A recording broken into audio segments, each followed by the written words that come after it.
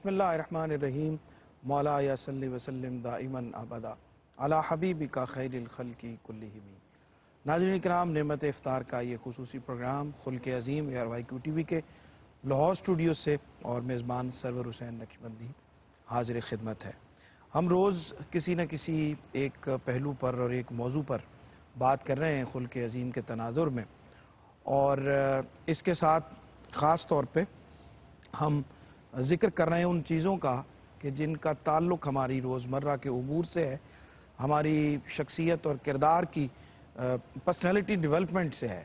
اور آج کا جو موضوع ہے اس کا تعلق بھی یقیناً ہماری معاشرتی زندگی سے بھی ہے اور ہماری ذاتی زندگی کو بہتر بنانے سے بھی ہے، بلکہ پورے معاشرے کا دار و مدار اگر کہا جائے تو اس بات کے اوپر ہے۔ آج ہمارا موضوع ہے صدق، اور اس پہ انشاءاللہ ہم بات کریں گے۔ سورہ توبہ میں ارشاد باری تعالیٰ ہے، یا ایھا الذین آمنوا اتقوا اللہ وکونوا مع الصادقین، اے ایمان والو اللہ تعالیٰ سے ڈرو اور سچوں کے ساتھ رہو۔ سرکار دو عالم صلی اللہ علیہ وآلہ وسلم نے ارشاد فرمایا، حضرت عبداللہ بن مسعود رضی اللہ تعالیٰ عنہ راوی ہیں اس حدیث کے، آپ نے فرمایا کہ سچ بولو، سچائی کے ساتھ رہو، کہ سچائی نیکی کی طرف لے کے جاتی ہے اور نیکی جنت تک لے کے جاتی ہے۔ جب انسان سچ بولنے کی کوشش کرتا ہے، سچائی کے راستے پہ رہتا ہے، تو ایک وقت ایسا آتا ہے کہ اس کا نام اللہ کے ہاں سچوں میں لکھ دیا جاتا ہے۔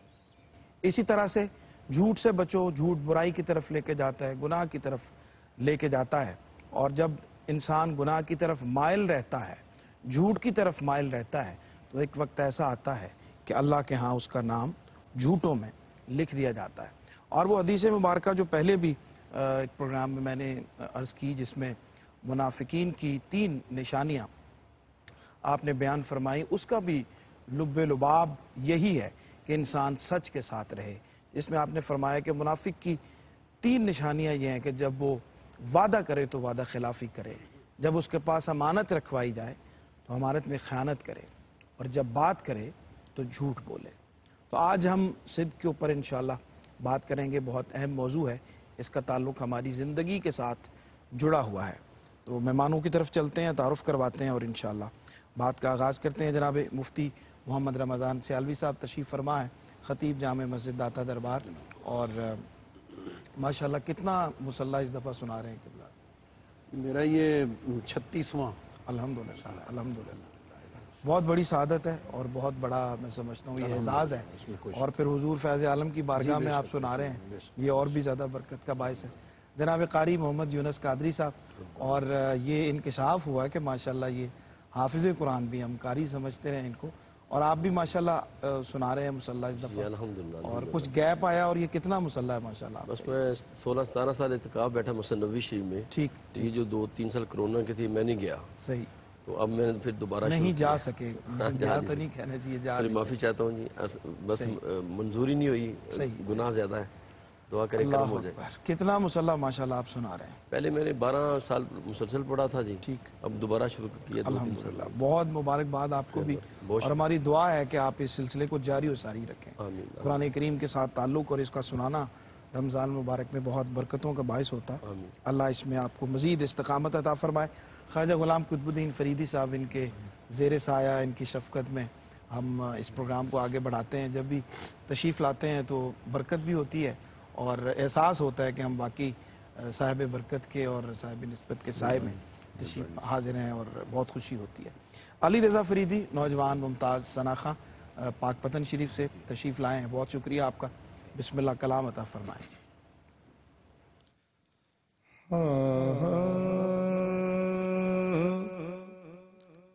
اے مولا دکھا دے جمال مدینہ،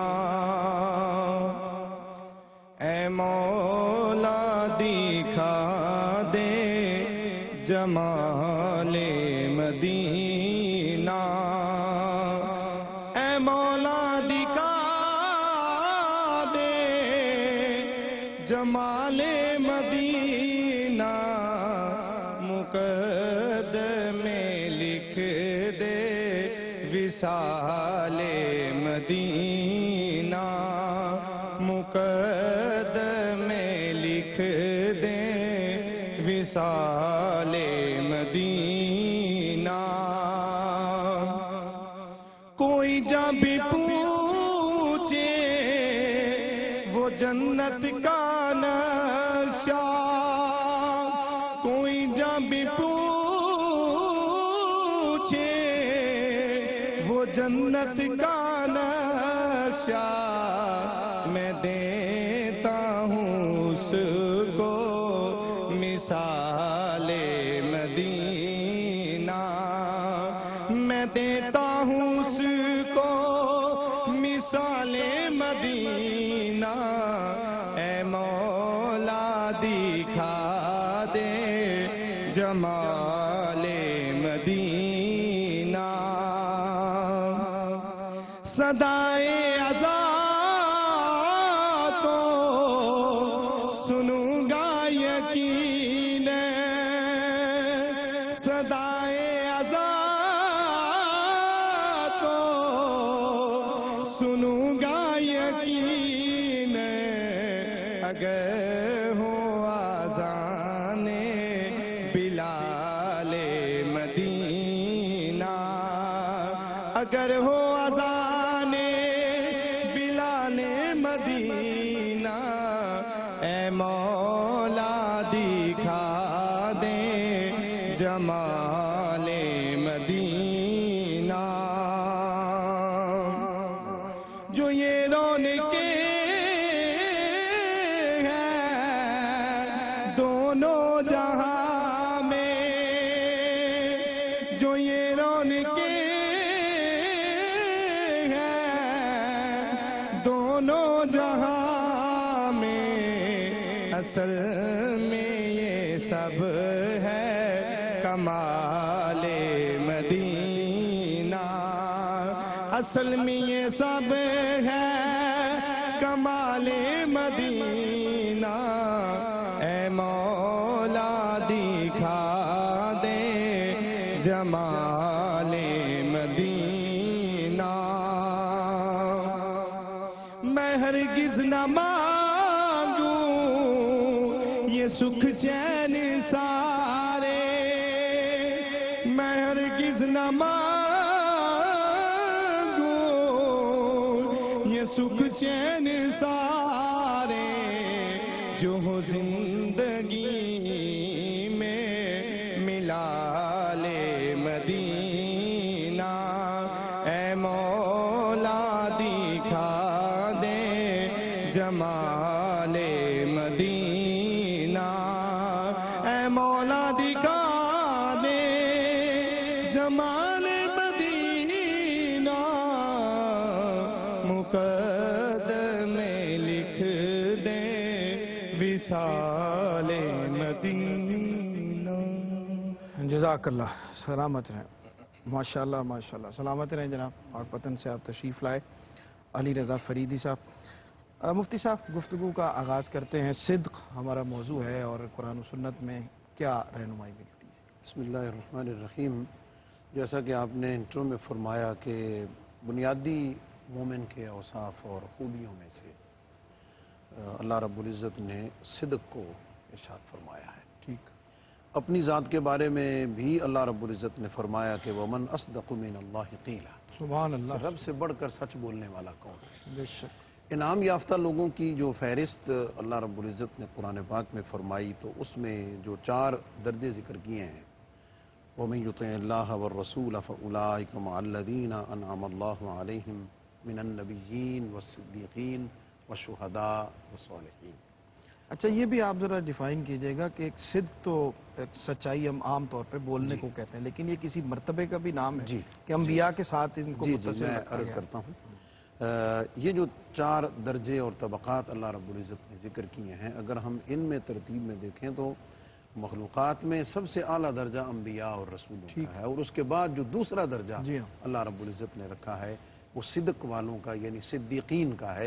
اور صدق کے بعد صدیق ایک اعلیٰ درجہ ہے اس پہ انشاءاللہ ہم بات کریں گے اس کے بعد شہداء ہیں اس کے بعد اولیاء اور صلحاء ہیں اور جو آیت آپ نے پڑھی ہے اس میں تو اللہ رب العزت نے ایمان اور تقوی کی دولت کی حفاظت کا ایک طریقہ اور ذریعہ فرمایا ہے کہ ایمان بھی زائل ہو سکتا ہے تمہارا تقوی بھی فسق و فجور میں بدل سکتا ہے، لیکن اگر تم ایمان اور تقوی کی اس عظیم نعمت اور دولت کی حفاظت چاہتے ہو تو سچے لوگوں کے ساتھ رہو اور سچوں کے ماحول میں رہو، اس سے تمہارا ایمان بھی محفوظ رہے گا اور تمہارا تقوی بھی محفوظ رہے گا۔ بلکہ صوفیاء اور عرفاء کا یہ ارشاد نظر سے گزرا ہے، آپ فرماتے ہیں کہ صدیقیت، مقام صدق جو ہے، مقام صدیقیت کے بعد اگلا درجہ نبوت کا ہے، صرف ایک درمیان میں ایک درجہ ہے، یہ اتنا اعلیٰ ترین درجہ ہے۔ اور اس میں یہ ذہن میں رکھنا چاہیے، احادیث تو اس پر بہت ہیں جس میں نبی پاک صلی اللہ علیہ وسلم نے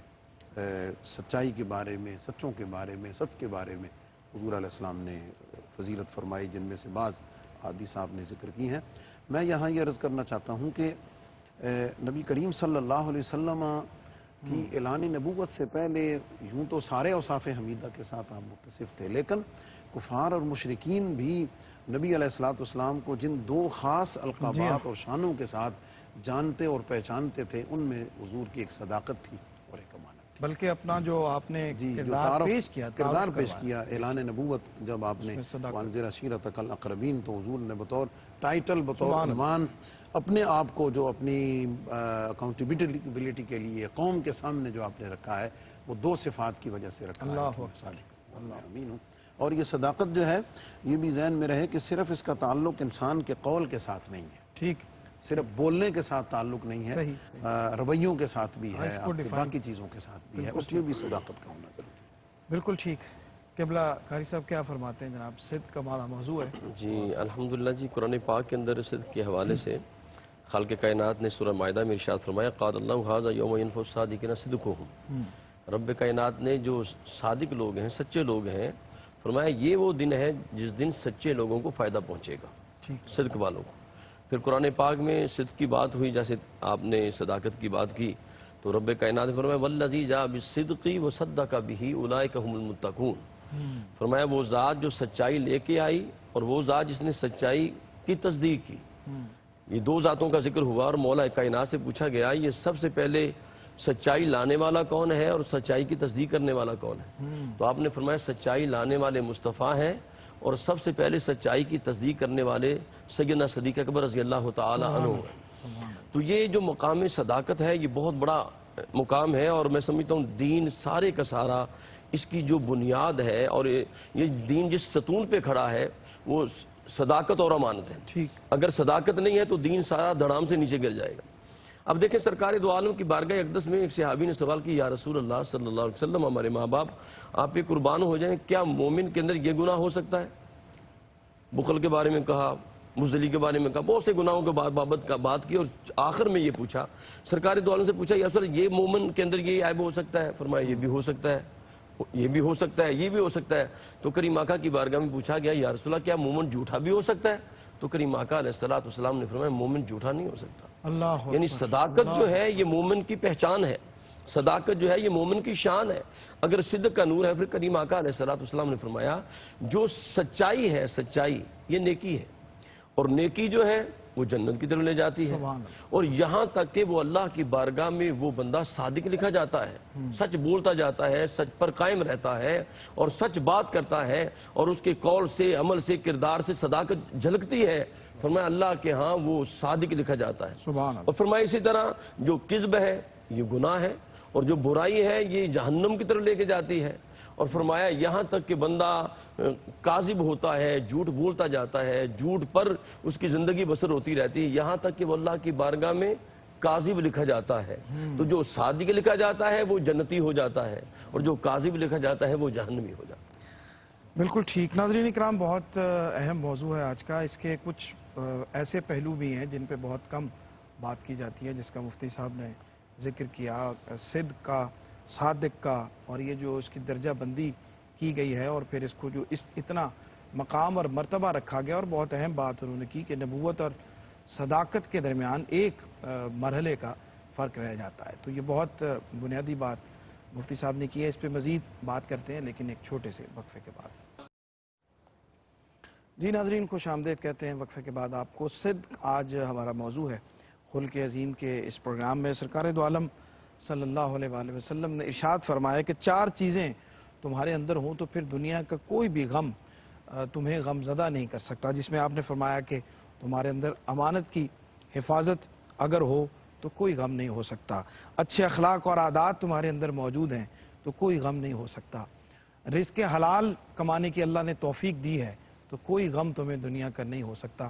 اور اگر سچ بولنے کی توفیق اللہ نے عطا فرمائی ہے تو پھر کوئی غم تمہیں غم زدہ نہیں کر سکتا. اس پہ ہم بات کر رہے ہیں. صدق کے موضوع پہ ہمیں جوائن کیا ہے ممتاز ثنا خان جناب محمد جمیل چشتی صاحب نے. ان کو خوش آمدید کہتے ہیں اور ان سے انشاءاللہ کلام اس سیگمنٹ کے آخر میں لیتے ہیں. خواجہ صاحب کی طرف آپ کی خدمت میں حاضر ہوتے ہیں. حضرت صدق کا ہمارا موضوع ہے اور کیا فرماتے ہیں؟ صوفیہ کے ہاں تو یقیناً اس کی بہت اہمیت ہے اور بہت اس کے پہلو ہیں. بسم اللہ الرحمن الرحیم. شکریہ. اس موضوع پہ بڑا اہم موضوع ہے. اس پہ بڑی ابتدائی ضروری باتیں مفتی صاحب نے بیان فرمائے, قاری صاحب نے بیان فرمائے. میں بلا تمہید ہی اس بات کو آگے لے کر چلتا ہوں کہ جس طرح مفتی صاحب نے فرمایا کہ اس کی مدارج جو ہیں اس اللہ تعالی نے بیان فرمایا انعام یافتہ لوگوں کے, وہ من النبیین والصدیقین والشہداء والصالحین. ترتیب یہ ہے کہ جو انعام اللہ فرماتا ہے پہلے وہ نبیوں پر, اس کے بعد پھر صدیقین پر, پھر شہداء پر اور صالحین. سبحان اللہ. اور جو اللہ تعالی نے حکم فرمایا ہے اس پہ وہ بھی قابل غور بات ہے. یا ایھا الذین آمنوا, اللہ اکبر, اے ایمان والے لوگوں. یعنی یہ خطاب ان لوگوں کا ہے جو اللہ کے نزدیک مومن رجسٹرڈ ہو گئے. واہ سبحان اللہ. مومن تسلیم کرنے کے بعد, ڈکلیئر ہونے کے بعد پھر اور دو چیزیں بیان فرمائی. صحیح. اتقوا اللہ, یہ دوسری چیز بھی ہو گئی. ٹھیک. اس کے بعد ایک اور چیز ضرورت ہے اور وہ ہے وکونوا مع الصادقین. واہ واہ سبحان اللہ. سچے لوگوں کے ساتھ ہو جاؤ. یعنی ایمان ہو جس کو اللہ نے آپ کو صاحب ایمان قرار دے دیا. پھر اتقوا اللہ بھی ہے, آپ کے اندر تقوی بھی ہے. اس کے باوجود ضرورت ہے اس بات کی کہ تم سچے لوگوں کے ساتھ شامل ہو. سبحان اللہ. اور سچ جو ہے یہ ایک تو تصوف کے حوالے سے میں عرض کروں گا کہ اہل تصوف کے نزدیک اصل تصوف دو چیز است. تصوف کی بنیاد دو چیزوں ہیں. ایک نکوئی بخلق, مخلوق کے ساتھ نیکی کرنا. صحیح. اور دوسرا ہے صدق باحق, واہ واہ, سچ بولنا. سچ بولنے کی دو قسمیں ہیں. ایک ہے مخلوق کے ساتھ سچ بولنا اور ایک ہے خالق کے ساتھ سچ بولنا. اللہ اکبر. مخلوق کے ساتھ سچ بولنا بڑا آسان ہے کہ آپ نے نماز پڑھی ہے تو آپ کہیں جی میں نے نماز پڑھی ہے تو یہ سچ ہے. لیکن اگر آپ نے نماز اس لیے پڑھی ہے کہ لوگ مجھے نمازی سمجھیں تو پھر یہ اس کے ساتھ تو جھوٹ ہوا نا. صحیح. تو صوفیہ کے ہاں صدق باحق, اس ذات کے ساتھ سچ بولنا, ٹھیک, یہ ہے اصل میں اس کا معیار, مقام ہے اس کا اپنا سچ کا. تو اللہ تعالیٰ اس کی سچ کی توفیق عطا فرمائے. آمین آمین. ایک بزرگ کی خدمت میں ایک آدمی حاضر ہوتا ہے, میں مرید ہونا چاہتا ہوں, بیعت ہونا چاہتا ہوں, میرے اندر خامیاں بہت ہیں, بس آپ بیعت کر لیں, میں سب برے کام کرتا ہوں, ہر برا کام کرتا ہوں, مجھے بیعت کر لیں. انہوں نے فرمایا ٹھیک ہے میں بیعت کر لیتا ہوں لیکن کم از کم ایک چیز تو چھوڑ دو نا, صرف ایک چیز چھوڑ دو. ٹھیک. اس نے کہا چلے جی, فرمایا چلو ایک چیز چھوڑ دوں گا. آپ نے فرمایا ایسا کر کے جھوٹ بولنا چھوڑ دے. اللہ اکبر. بس یہ میرے ساتھ وعدہ کر لے, باقی جو مرضی کرتے رہو. کیا کہنا. اب اس کے بعد یہ ہوا کہ اس نے طے کر لیا, جب وہ کسی گناہ پہ آماد ہوتا تو خیال کرتا تھا شیخ پوچھیں گے تو میں کیا کہہ سکتا, جھوٹ تو بولنا نہیں ہے. اسی طرح یعنی یہ بنیاد ہے اعمال کی کہ اگر ہے. آپ صرف سچ بولنا صرف سچ شروع کر دیں تو ساری برائیاں جو ہیں تو وہ انسان کے سب اندر چیزیں اس نے اس وجہ سے چھوڑ دی, ختم ہو سکتی ہیں. سب برائیاں چھوڑ دی. تو سچ کی یہ ایک تاثیر ہے. بالکل ٹھیک ہے. مفتی صاحب, سرکار دو عالم صلی اللہ علیہ وآلہ وسلم کا جو آپ کی جو شخصیت ہے, اور ابھی جو ہم ذکر کر رہے تھے کہ آپ نے اپنے کردار اور شخصیت کو پیش کرنے کے لیے جو پیمانہ رکھا وہ صدق کا رکھا اور لوگوں کو کہا کہ تم اس کا فیصلہ کرو کہ میں سچا ہوں تو پھر میری بات کو مانو. کیا فرماتے ہیں حضور کے نبی کریم صلی اللہ علیہ وسلم نے جب اعلان فرمایا اور تمام قبیلے کے سرداروں نمائندوں کو بلایا، اس وقت حضور علیہ السلام نے جو بڑے ایک سائنٹیفکلی حضور علیہ السلام نے ان کو سمجھایا کہ اگر میں تمہیں کہوں کہ اس پہاڑ کے پیچھے سے فوج تمہارے اوپر حملہ آور ہو رہی ہے تو کیا تم یقین کر لو گے؟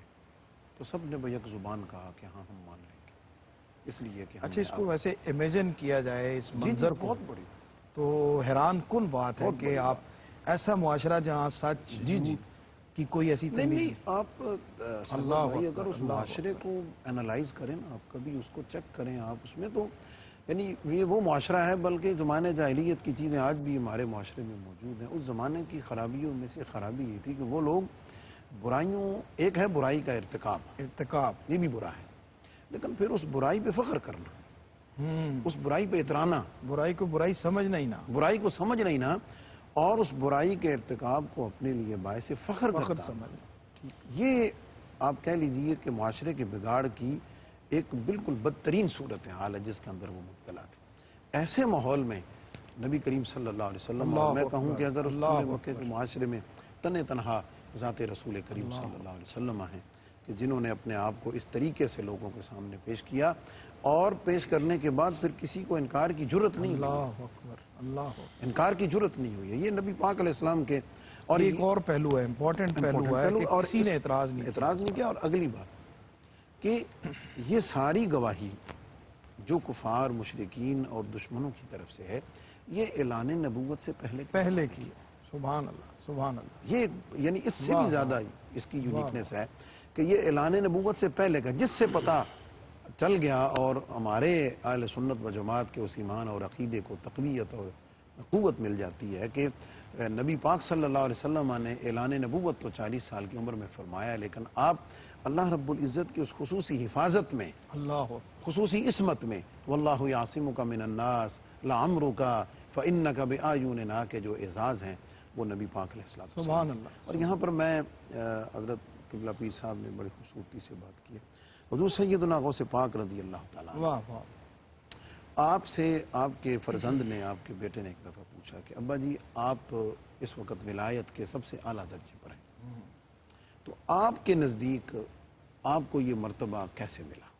یہ ایک بڑی اس کو اگر آپ ایک باپ بیٹے کے درمیان جو ایک تعلق ہے یا جو ایک فرینکنس ہے اس ماحول میں، آپ، یہ ایک مرید کا سوال نہیں ہے، صحیح، یہ خلیفے کا سوال نہیں ہے محض، وہ بھی مرید خلیفہ سب، لیکن ایک بیٹے کا سوال ہے کہ ابا جی آپ کو یہ مقام اللہ رب العزت نے کیسے عطا فرمایا؟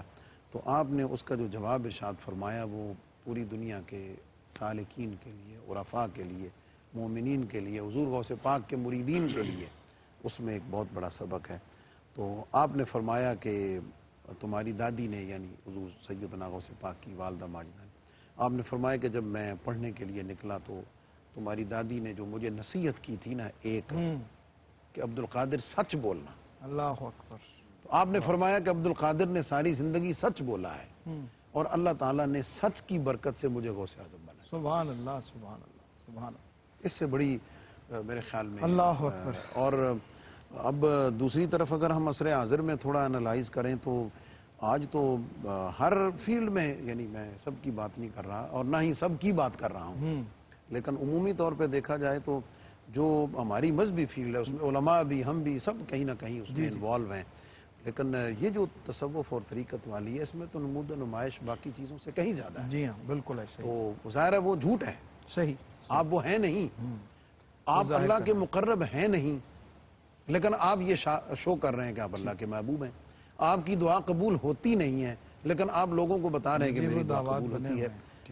کیا خیال ہے؟ آپ خود اس قابل ہیں کہ آپ کی تربیت کی جائے اور آپ ایسے منصب پر ہیں کہ آپ لوگوں کی تربیت کرتے ہیں. تو یہ تو ابتدا سے انتہا تک سراپا جھوٹ اور کس بھی بن جاتا ہے. بالکل ٹھیک. جھوٹ پہ بات ختم ہوئی ہے قاری صاحب. اور جھوٹ ہم مذاق میں بھی بولتے ہیں، کسی کو ایسے ہی تنگ کرنے کے لیے بھی بولتے ہیں عمومی طور پہ.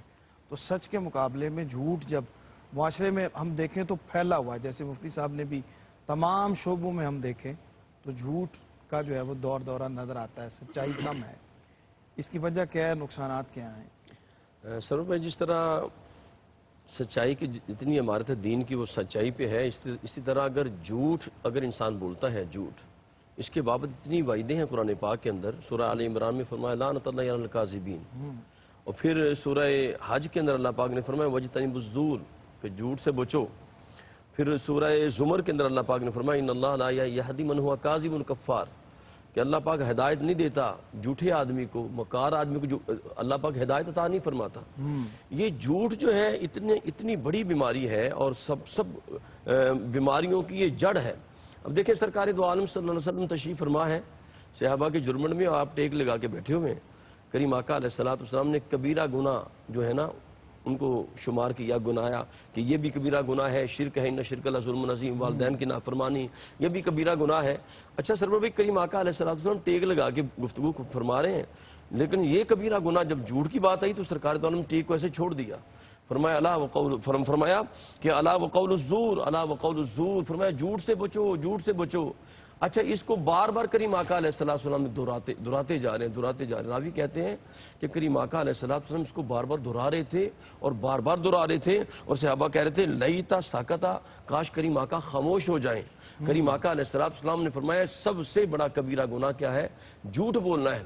جھوٹ جو تمام بیماریوں کی جڑ ہے. جس طرح آپ نے فرمایا کہ ہم مذاق میں جھوٹ بول دیتے ہیں، تو کریم آقا علیہ السلام نے فرمایا کہ بندہ کامل مومن نہیں ہو سکتا جب تک وہ عام حالات کے اندر، مذاق کے اندر بھی وہ جھوٹ کو ترک نہیں کر دیتا.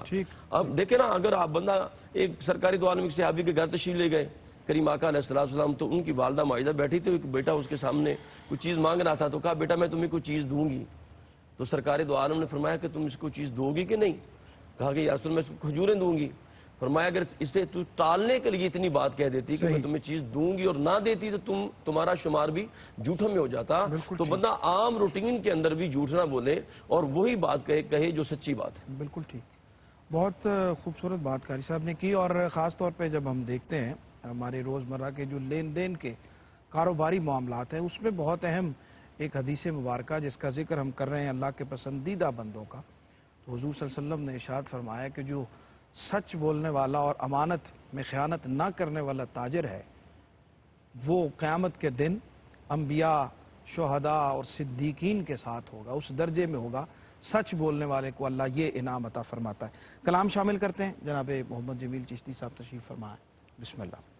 حضور قبلہ خواجہ صاحب، قبلہ مفتی صاحب دعا کا جو جہاں کر کے حاضری سے واپس آئے، حضرت حفیظ صاحب رحمۃ اللہ تعالیٰ علیہ کی اذنی کیفیت سے مزین ایک نعت کا چند اشعار. اللہ نے پہنچایا سرکار کے قدموں میں،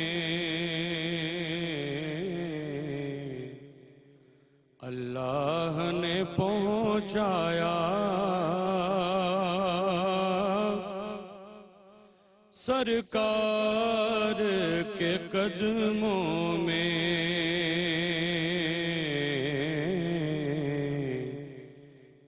کیا نا سکون پایا سرکار کے قدموں میں،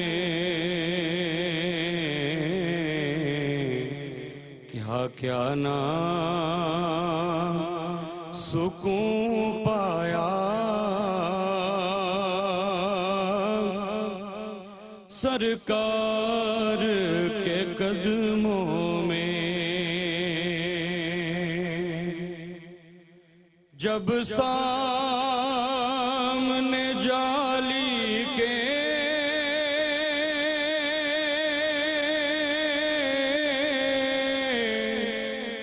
اشکوں کی سلامی دی،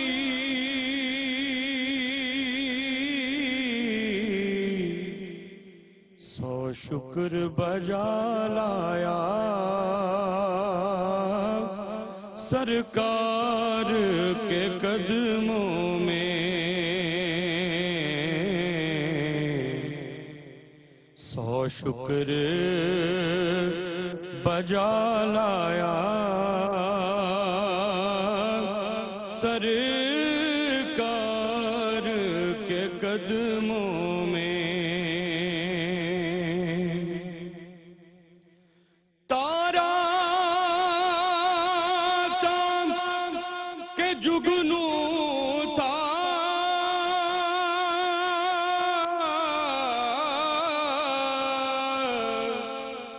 گوہر تھا کہ برگے گل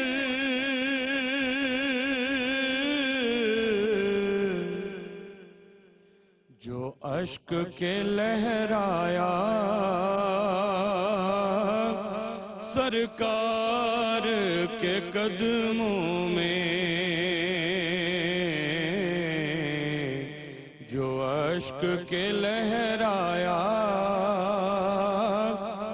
سرکار کے قدموں میں۔ ناظرین اکرام، بریک کا وقت ہے، ہمارے ساتھ رہیے، لوٹتے ہیں اور ابھی آپ کی خدمت میں دوبارہ حاضر ہوتے ہیں۔ جی ناظرین، خوش آمدید کہتے ہیں وقفے کے بعد آپ کو، اور بریک پہ جانے سے پہلے قاری صاحب سے ہم بات کر رہے تھے جھوٹ کے حوالے سے، اور اس کی بہت بعید ہے جھوٹ بولنے کی، اس سے بہت ساری معاشرتی خرابیاں پیدا ہوتی ہیں، نقصانات بے شمار ہیں اس کے بولنے کے، لیکن کوئی ایسی جگہ ہوتی ہے جہاں پہ کہا جاتا ہے کہ جس کو مصلحت آمیز جھوٹ کہا جاتا ہے، وہ کیوں بولا جاتا ہے، کس لیے بولا جاتا ہے، اور اس کے کیا سرکمسٹانسز ہوتے ہیں، حضرت سے ہم پوچھتے ہیں یہ مصلحت آمیز جھوٹ کیا چیز ہوتی ہے؟ جی، حضور علیہ السلام کا ارشاد گرامی انما الاعمال بالنیات، ٹھیک، اعمال کا دار و مدار نیتوں پہ ہے۔ آپ جو کسی وقت اگر کوئی جھوٹ آمدن بولتے ہیں اور اس میں آپ کی نیت خیر کی ہوتی ہے تو وہ جھوٹ جھوٹ نہیں رہتا۔ ٹھیک ٹھیک۔ حضرت شیخ سعدی علیہ رحمت نے ایک واقعہ لکھا، فرماتے ہیں بادشاہ بکشتن اسیر اشارت کرد، ایک بادشاہ کے پاس قیدی آیا، اس نے اشارہ کیا اس کو قتل کر دو۔ بادشاہ تو بادشاہ ہی ہوتے ہیں نا، انہیں تو کسی چیز سے سروکار نہیں ہوتی، جس کو چاہیں قتل کر دیں۔ اور وہ بلکہ ایک شعر بھی نظر کر دیتا ہوں کہ قتل ہوں گے تیرے ہاتھوں سے خوشی اس کی ہے، واہ آج اترائے ہوئے پھرتے ہیں مرنے والے۔ واہ، تو بادشاہ نے اشارہ کیا اس کو قتل کر دو، تو اس کی وہ زبان کچھ اور تھی اس قیدی کی، ٹھیک، اس نے اپنی زبان میں بادشاہ کو گالیاں دینی شروع کی۔ بادشاہ نے وزیروں سے پوچھا یہ کیا کہہ رہا ہے؟ ایک وزیر نے کہا ہے حضور یہ کہہ رہا ہے والکاظمین الغیظ والعافین عن الناس، واہ، وہ لوگ جو اچھے لوگ ہوتے ہیں وہ غصہ پی جاتے ہیں، لوگوں کو معاف کر دیتے ہیں۔ بادشاہ کو ذرا اس پہ رحم آیا۔ ایک دوسرا وزیر جو تھا اس نے کہا بادشاہ سلامت، یہ جو وزیر ہے نا اس نے غلط بیانی کی ہے، یہ اس قابل نہیں ہے کہ آپ کی کابینہ میں شامل ہے، اس کو نکال دینا چاہیے۔ وہ آپ کو گالی نکال رہا ہے اور یہ کہہ رہا ہے کہ وہ آپ کو آیت پڑھ رہا ہے قرآن کی۔ تو بادشاہ نے کہا کہ تیرے اس سچ سے اس کا وہ جھوٹ مجھے زیادہ پسند ہے کہ تیری نیت ایک جان کو قتل کرنے کی تھی اور اس کی نیت ایک جان کو بچانے کی تھی۔ ایسا اگر جھوٹ ہو جس سے کسی کی جان بچ جائے یا میاں بیوی میں صلح ہو جائے تو یہ اس کو دروغ مصلحت آمیز کہتے ہیں۔ ایسا دروغ، ایسا جھوٹ بولنا اس سچ بولنے سے بالکل ٹھیک، بالکل ٹھیک۔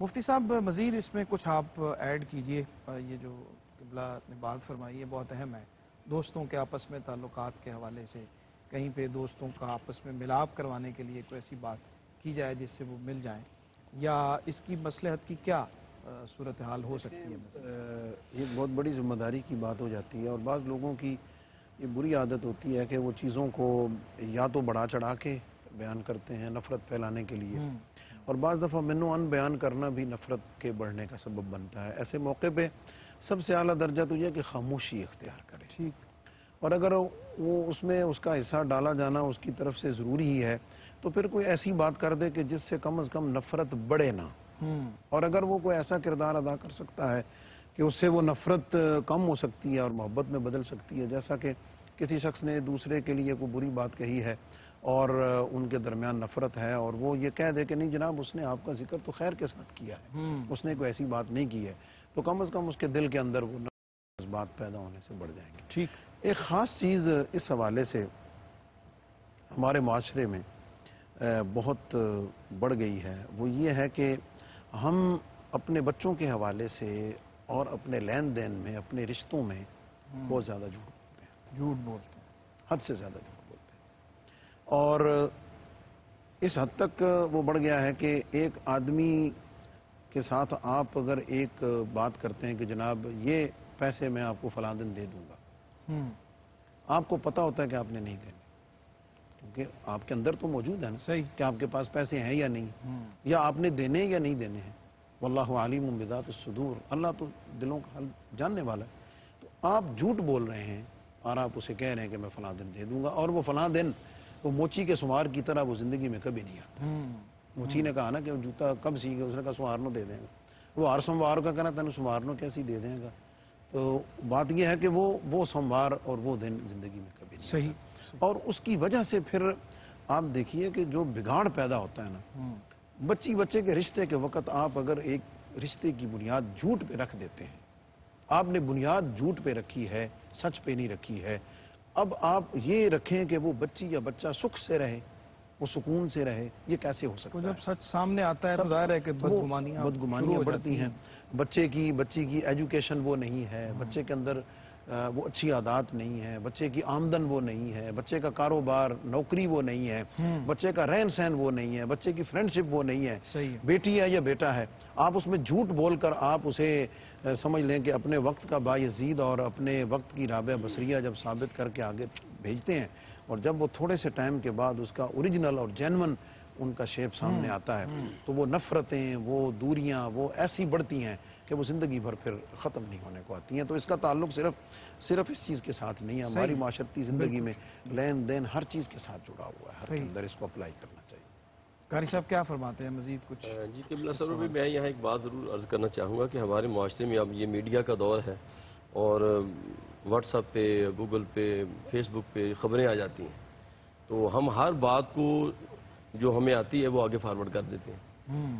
سرکار دو عالم نے اس کے بارے میں جو بات بیان فرمائی بڑی اہم ہے۔ کریم آقا علیہ السلام نے فرمایا کفا بالمرء کاذبا ان تحدث بکل ما سمع، فرمایا کسی شخص کے جھوٹا ہونے کے لیے اتنا ہی کافی ہے کہ ہر سنی سنائی بات جو ہے وہ آگے فارورڈ کر دے، آگے بیان کر دے، تحقیق کیے بغیر آگے بیان کر دے۔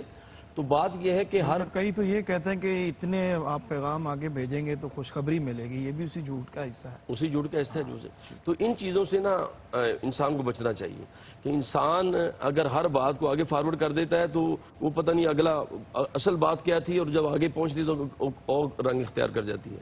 جس طرح قبلہ خواجہ صاحب نے ایک واقعہ بیان فرمایا، حضرت سیدنا عمر فاروق رضی اللہ تعالیٰ عنہ کی بارگاہ میں ایک شخص جسے قتل کرنے کا حکم دیا گیا، تو جب قتل کرنے کا حکم دیا گیا تو جناب اس سے پوچھا گیا تمہاری آخری خواہش کیا ہے؟ تو اس نے کہا جی میں نے پانی پینا ہے۔ تو جب پانی کا پیالہ اس کے پاس لایا گیا تو پانی ہاتھ میں پکڑ کے وہ اس کے ہاتھ کانپنے شروع ہو گئے۔ تو سیدنا عمر فاروق رضی اللہ تعالیٰ نے پوچھا کہ تو تیرے ہاتھ کیوں کانپ رہے ہیں؟ اس نے کہا مجھے یہ ڈر ہے کہ جو ہی میں پانی پی رہا ہوں گا تو اس کے درمیان مجھے قتل کر دیا جائے گا۔ تو سیدنا عمر فاروق رضی اللہ نے فرمایا کہ نہیں، پہلے تو پانی پیے گا اس کے بعد قتل کریں گے، یہ تیرے ساتھ میرا وعدہ ہے۔ تو اس نے پانی کا پیالہ گرا دیا۔ تو سیدنا عمر فاروق نے پوچھا یہ کیا؟ انہوں نے کہا جب میں نے پانی نہیں پینا، آپ نے فرمایا جب میں تمہیں آزاد کرتا ہوں۔ تو آپ نے جب یہ عمل دیکھا کہ آپ نے اپنے قول پہ ثابت قدم رہے تو آپ نے کہا کہ اسلام کی یہ سچائی اور حقانیت دیکھ کے پہلے ہی اسلام کا نور میرے اندر تھا، اگر میں بطور قیدی مسلمان ہو جاتا تو لوگ کہتے یہ ڈر کیوں ہوا ہے، اب آپ نے مجھے آزاد کر دیا ہے، میں کلمہ پڑھ کے مسلمان ہوں۔ ٹھیک خواجہ صاحب کیا پیغام دیتے ہیں آج کی اس ساری گفتگو کے تناظر میں سچ کے حوالے سے؟ حضور سرور عالم صلی اللہ علیہ وسلم کی جو حیات طیبہ ہے وہ اس کو دو حصوں میں اگر دیکھیں، 63 سال کی کل عمر سرکار دو عالم صلی اللہ علیہ وسلم کی ظاہری حیات طیبہ، 63 سال میں سے 40 سال حضور نے اظہار نبوت نہیں فرمایا اور باقی 63 سال، باقی 23 سال باقی ہے۔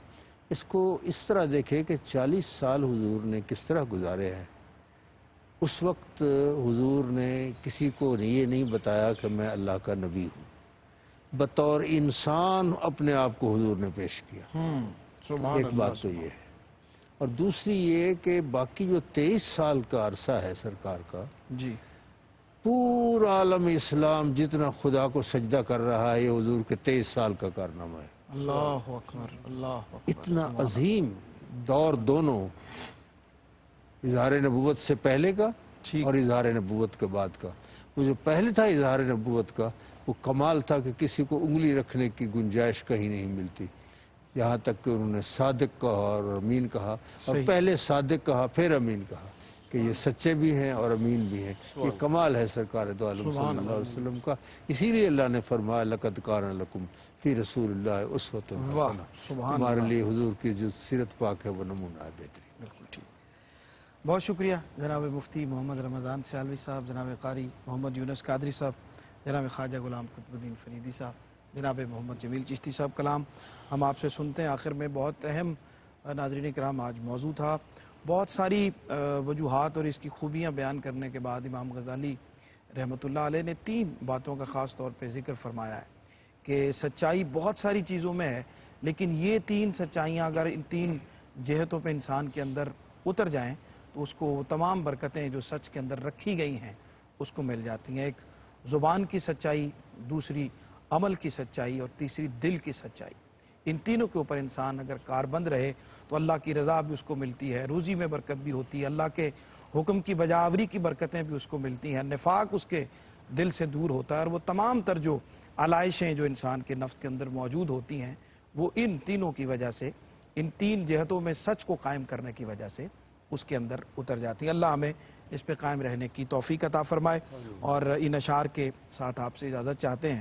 ذکر ہوا حضور کی بارگاہ کی حاضری کا، وہاں پہ کہے ہوئے اشعار ہیں کہ کہکشاں نیر و مہتاب ستارے سارے، کہکشاں نیر و مہتاب ستارے سارے، گنبد خضرا تیرے حسن پہ وارے سارے، گنبد خضرا تیرے حسن پہ وارے سارے، ہے دلاویز کچھ ایسی کشش شہر نبی، بھول جاتے ہیں زمانے کے نظارے سارے، اور میں بھی آیا ہوں وہیں غم کا فسانہ کہنے، میں بھی آیا ہوں وہیں غم کا فسانہ کہنے، چل کے آتے ہیں جہاں درد کے مارے سارے، چل کے آتے ہیں جہاں درد کے مارے سارے، مڑ کے دیکھا ہی نہیں میں نے زمانے کی طرف، ان کی رحمت نے میرے کام سنوارے سارے، ان کی رحمت نے میرے کام سنوارے سارے، نعت کے حرف جو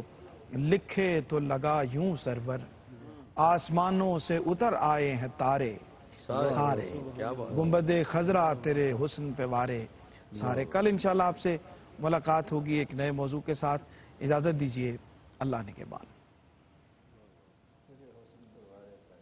دل الفت سرکار بسانے کے لیے ہے،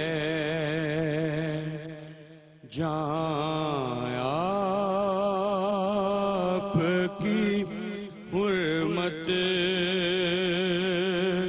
پہ لوٹانے کے لیے ہے، جہاں آپ کی حرمت پہ لوٹانے کے لیے ہے،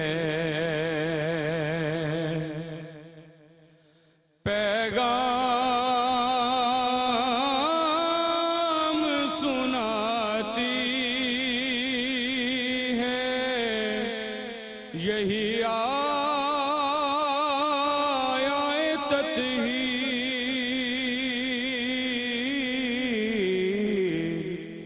کہ عزت میرے آقا کے گھرانے کے لیے ہے، عزت میرے آقا کے گھرانے کے لیے ہے، سرور جو بلاوا نہیں آیا، کئی دن سے